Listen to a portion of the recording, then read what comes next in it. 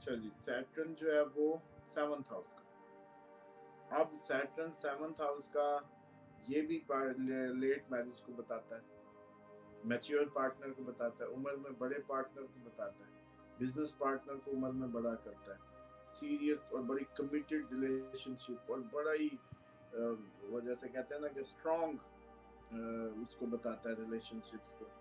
और अगर थोड़ा सा खराब हो जाएगा तो बंदा बस इधर ही हार्ड वर्क, किसी रिलेशनशिप, बिजनेस और वाइफ और इसी चक्रों को जैसे कहते हैं ना कि सेट करने में ही रहेगा। और बहुत ज्यादा अपने से, हाँ इसका आप स्पाउस आपको पता चले तो आप कह सकते हैं भाई तुम्हारी बेगम ने उम्र कम बताई हुई है, या हाँ कम लिखवाई हुई है, जबकि तुम्हारे सेवंथ हाउस में सेट है तो वो बड़ा ही होगा स्पाउस का।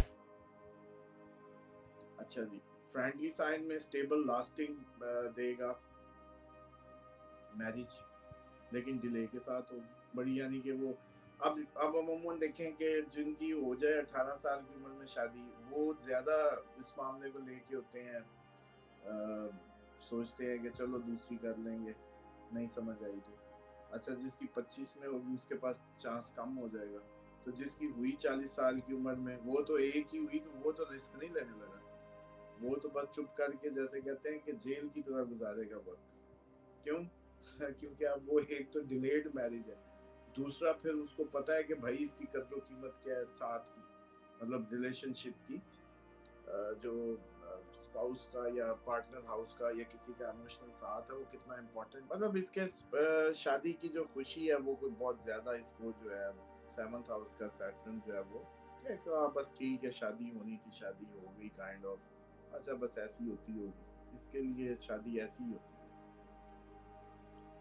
इसको बाकी लोगों की बातें सुन के अजीब लगता होगा, फिर उसको कहता होगा कि मैं तो रूटीन मेरी तो रूटीन की शादी है, उसकी एक्स्ट्राऑर्डिनरी या उसकी कोई एक रेयर केस उसका है, मतलब ये अपने आप को रेयर केस नहीं समझेगा, उनको रेयर केस समझेगा।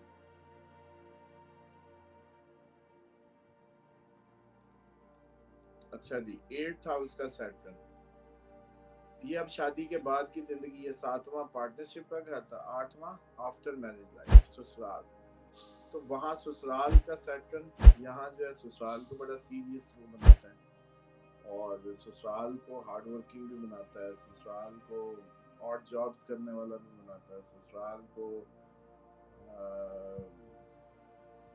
छोटी कौम का भी बना सकता है, और आप ये कह सकते हैं कि बहुत बड़े खानदान में शादी नहीं करेगा, इसकी शादी जो है बहुत बड़े खानदान में नहीं, ये भी कह सकते हैं। और सैटर्न वहाँ जैसे कहते हैं कि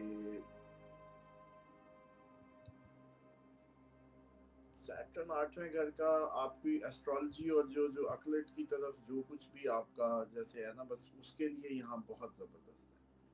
वैसे तो कहा जाता था कि आठवें घर में कुछ भी नहीं आना चाहिए, लेकिन सैटर्न फिर भी आ जाए तो चलो, बस ये जैसे कहते हैं ना कि अ, वो आपको शेयर्ड रिसोर्सेज या रियल स्टेट के काम से या उसमें यहाँ फायदा दे सकते हैं, और इसी तरीके से रिसर्च देगा। आठवां घर छुपे हुए खजाने होते हैं मालूमात के, सक्सेसफुली इनहेरिटेंस सक्सेसफुली मिल जाएगी, अच्छा वही हिडन नॉलेज में इंटरेस्ट लेगा, और लंबी ज़िंदगी के साथ जैसे कि ट्रांसफॉर्मेटिव एक्सपीरियंस भी मिलेंगे इसको, लेकिन बड़े स्लो होंगे। अगर यहाँ कोई तेज प्लानट होगा तो ट्रांसफॉर्मेशन तेज होगी, स्लो प्लानट है तो ट्रांसफॉर्मेशन जो है वो स्लो हो रही है। इसी तरीके से जो सडन सब कुछ कर देगा। अब यहाँ सैटर्न सैटर्न तो है पुराना इंजन, हर चीज स्लो करने वाला, लेकिन यहाँ आके सडन गेन और सडन लॉस तो सडन होते हैं, अचानक होते हैं, तो यहाँ पे अच्छा खासा झटका आएगा इसको, मतलब अच्छा खासा झटका इन सेंस कि ये तो आदि होगा स्लो स्लो स्लो स्लो, लेकिन मिसाल के तौर पे, लेकिन है एट हाउस तो सडन, मतलब मिसाल के तौर पे यहाँ वापस आते हैं, इसके यहाँ लिखा होता सात, नहीं यहाँ लिखा होता 11, जहाँ सात लिखा हुआ, हम्म, जहाँ सात लिखा हुआ है वहां क्या लिखा होता है 11, बैठा होता है यहाँ, तो इसकी शादी जो है वो अचानक टूट सकती थी, अचानक यहाँ जो भी करेगा अचानक ही मामला करेगा, सडन सडन, बस ध्यान में रखना 8th हाउस को देख के। सैटर्न पे अब यहाँ हम एस्पेक्ट में इसके भी बच्चों की कंसीविंग डिले हो सकती है। अब हम कहेंगे कि इसका काम का घर जो है वो काम में तो ये मेहनती होगा, हार्डवर्क होगा, बहुत ज्यादा मेहनत करेगा, ठीक है। सैटर्न यहाँ या तो इसको इंडस्ट्रियल काम से जोड़ेगा या और जॉब से जोड़ेगा, और यहाँ से इसको जहाँ फिफ्थ जहाँ लीव साइन है वो बच्चों का घर है ना, यानी कि इसके रोमांस में ठंड डालेगा, वो कैफियत बनानी पड़ेगी कि उधर ऑलरेडी क्या है, प्लैनेट कौन सा है, कोल्ड है कि हॉट है, लेकिन साथ ही बच्चों की तादाद को भी कम कर सकता है, बच्चों में डिले भी डाल सकता है, कंसीविंग डिलेज भी आ सकती है। रिलीजियस बंदा ही बनाएगा, कोई नई ट्रांसफॉर्मेशन नहीं देगा उसमें, मतलब जैसा पैदा हुआ वैसा ही रहेगा ये बंदा। मतलब जैसे कई लोग ट्रांसफॉर्म करते हैं मजहबी तौर पे, लिब्रा मोस्टली ट्रांसफॉर्म करते हैं मजहबी तौर पे, तो बात ये है कि ये लोग जो ये जहाँ पैदा हुआ जुपिटर साथ आ भी जाए तो जुपिटर इसका न्यूट्रल साइन है, सैटर्न का क्या करेगा। आसिया का क्वेश्चन ठीक था कि सन आएगा तो इसको दबाएगा, जिसका दुश्मन आएगा तो इसको जो है ना वो टफ टाइम मिलेगा, या मार्स आएगा इधर तो इसको टफ टाइम मिलेगा, फिर ये अपने खवास जो है वैसे नहीं दे पाएगा। अब क्या होगा, अब यही होगा कि अब जंग शुरू हो गई है, ठंडा गर्म हो गया, अकेला नहीं है, दुश्मन आ गए हैं, अब दुश्मनों के घर आया हुआ है, या साइन दुश्मनों का है, यहाँ एरी साइन है 1 लिखा हुआ है, या यहाँ 8 लिखा हुआ है 9 की जगह, पॉइंट समझ रहे हैं, 8 लिखा हुआ 9 की, स्कॉर्पियन साइन है 9वां घर। तो अब ये अगर सैटर्न यहाँ है तो ये ऑब्स्टेकल्स देगा फॉर्च्यून में, और इसी तरीके से बाप और उस्ताद से डिस्टेंस करवा देगा, रिलेशनशिप बड़े कोल्ड कर देगा, सफर लंबे सफर पेंडिंग ही हो जाया करेंगे, बाप और उस्ताद की खुशी नहीं मिलेगी, जालिम बना देगा इसको जी, और इसको सिंफुल भी कर सकता है। नेगेटिव सैटर्न नेगेटिव दोस्तों में नहीं करेंगे आप, इस पे ये डालेंगे, लेकिन यहाँ अगर मार्स का साइन हुआ, यहाँ अगर इसके एनिमी साइन हुआ लाइक सन, इसके एनिमीज है ना, तो मून तो कोल्ड ही है, मून तो इतना कोई पावरफुल नहीं है इसके मुकाबले।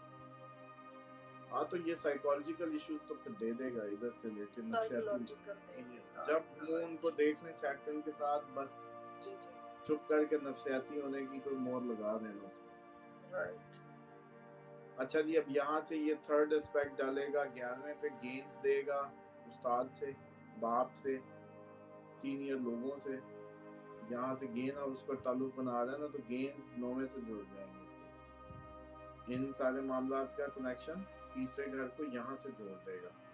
लक किसकी चलेगी, या इसका उस्ताद और बाप की वजह से उम्मीदें या गेंस भी मिलेंगे, एक्सपेक्ट कर रहा तीसरे घर को, ये इसलिए कर रहा है क्योंकि 9वें घर का ताल्लुक तो सबसे हो जाए, किसी से भी हो जाए तो उसको लक देता है, जुड़ जाता है उससे। पॉइंट समझ आ रहा है।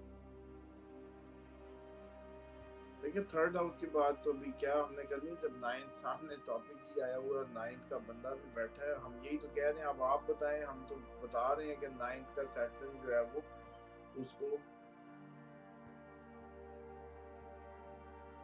ट्रेडिशनल बिलीफ्स देता है, उसको उसके मज़हब और अकीदे के मुताबिक उसको पुराने ख्यालात देता है, और इसी तरीके से उसकी जो फॉर्च्यून है वो स्लोअर होती है, और उसके जो उस्ताद और बाप होते हैं वो भी ट्रेडिशनल होते हैं, सीरियस होते हैं, और इसी तरीके से सैटर्न वहाँ जो है वो इनसे डिस्टेंस भी करवा देता है, बाप से दूर भी करवा देता है, और इसी तरीके से जो डीप फिलोसफिकल डीप होता देता है मज़हब में, मज़हब की फिलोसफीज के अंदर डीप ले जाता है, और एक्सपीरियंस, प्रैक्टिकल एक्सपीरियंस के बाद कह सकते हैं आप नौवें घर का उसको बिलीफ्स, उसके बिलीफ सिस्टम में प्रैक्टिकलिटी और हार्डवर्क भी होगा। मतलब इन्होंने प्रैक्टिकली एक्सपीरियंसेस के तहत अपना बिलीफ बिल्ड किया, यूं कह लें। और मैंने जैसे कहा कि रूटीन में वो डिसिप्लिन्ड होगा इस मामले में। तो आपने देखा इस पूरी क्लास में एक ही बंदा था जो अपने नमाज के टाइम में चुप करके ऑफ करके नमाज पे पहुंच जाता। याद आया? ये वही बंदे नदीम साहब, ये वही है नौवें घर का जो है डिसिप्लिन, रिलीजियस, प्रैक्टिकल बिलीफ।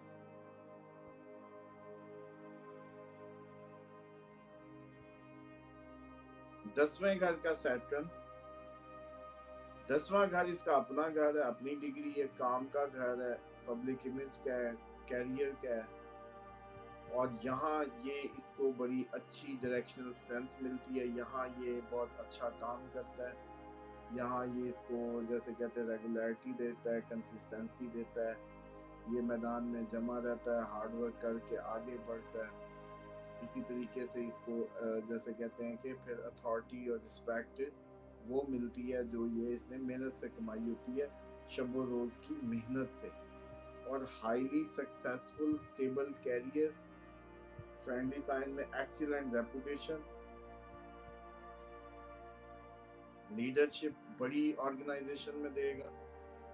आप लोगों ने इसको डिफरेंट लेना, आप लोगों ने सैटर्न 10वें घर का देख के देखना है इसके साथ कौन सा प्लैनेट है, वो उस इंडस्ट्री को जोड़ना है, उस इंडस्ट्री की मशीन मैन्युफैक्चरिंग को जोड़ना है यहाँ। मतलब 10वां घर जब आप लोगों को ज़हन में आ गया कि सैटर्न यहाँ बैठा है, तो अब अगर मार्स का साइन हुआ तो आप साइंस को भी लाए ना इधर, और कोई लोहे के पुर्जे साइंस टेक्नोलॉजी को की बड़ा प्लांट कह लें, ये बंदा उधर काम कर रहा है या उधर उसका हेड है या उधर देख रहा है या कर रहा है। ये पॉइंट समझ आ रहा है कि उस साइन के खवास या वो कोई और इधर इसके साथ मार्स आके बैठ जाए, तो आप फिर साइंस को भी लाएं। और साइंस कौन सी साइंस?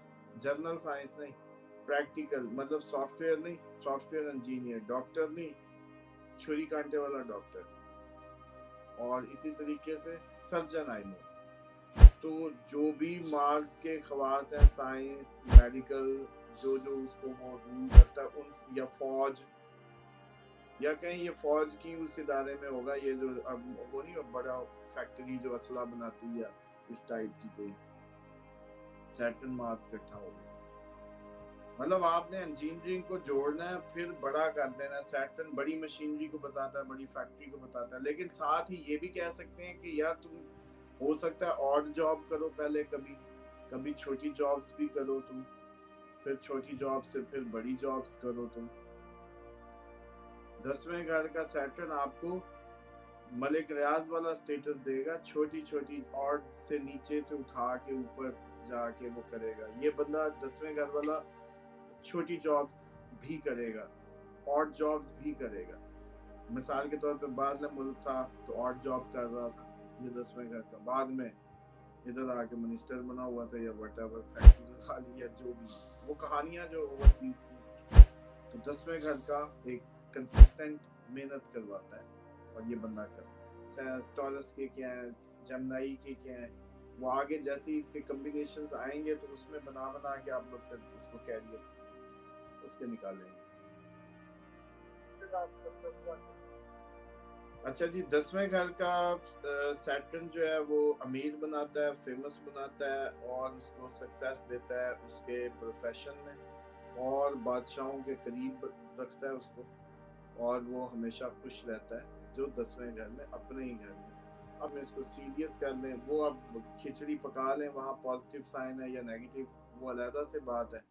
और फिर ये इम्पैक्ट जो है इसका इसके 12वें घर पे भी डलेगा, 10वें घर के सैटर्न का।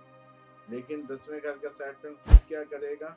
उसको वेल्थ देगा, सक्सेस देगा, प्रोफेशन में फेम देगा और बादशाहों का मंजूर नजर बनाएगा।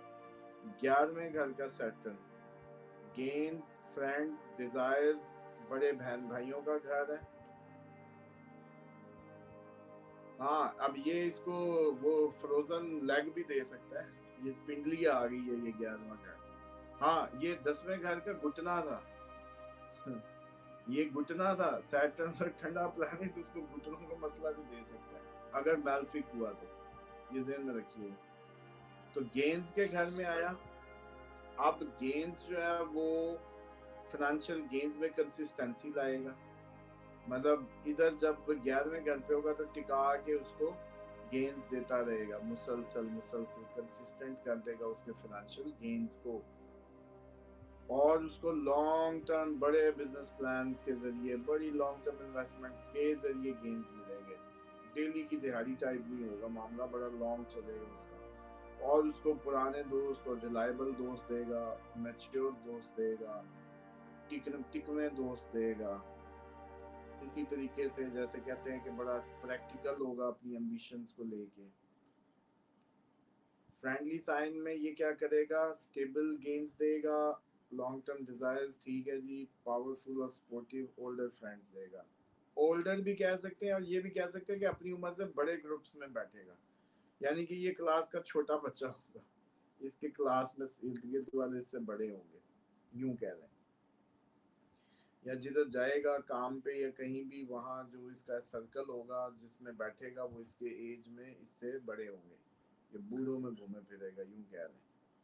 सर मेरा ये सर अभी इस क्लास में कौन छोटा है? और साहब हम सब में छोटे हो आप? कौन?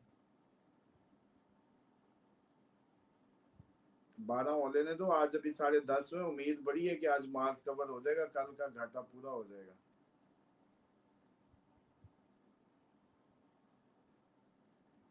न्यूट्रल मॉडरेट गेन्स देगा, डिजायर्स देगा, और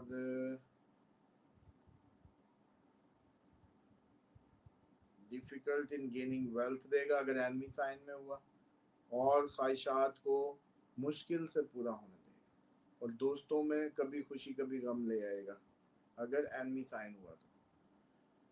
अच्छा जी, सैटर्न 11 घर का फलादफिका कहती है जी के पसंद खुश होगा, वेल्दी होगा, कई दोस्त होंगे और कई जराए आमदनी होंगे, और हर तरह की कंफर्ट्स को एंजॉय करेगा।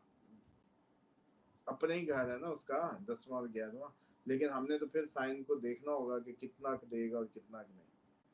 12वें घर का सैटर्न, 12वें घर का सैटर्न जो है वो लॉस, स्पिरिचुअलिटी, फॉरेन लैंड्स और एंड ऑफ लाइफ, आखिरी अयाम जिंदगी के। 12वां घर। अब यहाँ क्या करेगा, यहाँ ये बहुत ज्यादा आपको इंटरेस्ट दे देगा स्पिरिचुअलिटी में, बड़े मैच्योर डिसिप्लिन और बड़े वजीफे शजीफे करवा देगा, बड़ा मिस्टिकल जैसे कहते हैं आपको उसमें दे देगा, इंटरेस्ट दे देगा, और अकेले काम करवाएगा, बुढ़ापा अकेले गुजरवाएगा, आखिरी ज़िंदगी हॉस्पिटल, जेल या कहीं छुपे दुश्मनों में घिरी होगी। हाई एक्सपेंस के घर में मैच्योर बुढ़ापे का प्लानिट बुरी चीज़ों पे या अपने एल्डर्स पे खर्च करवाएगा, और दुनिया के जो वर्ल्डली प्लीजर्स हैं उनसे डिटैच करेगा, और लॉन्ग टर्म इश्यूज जो होते हैं वो इसमें इसके जैसे कहते हैं कि इसके इश्यूज जो होंगे वो लॉन्ग टर्म होंगे, जल्दी ख़त्म होने वाले नहीं होंगे।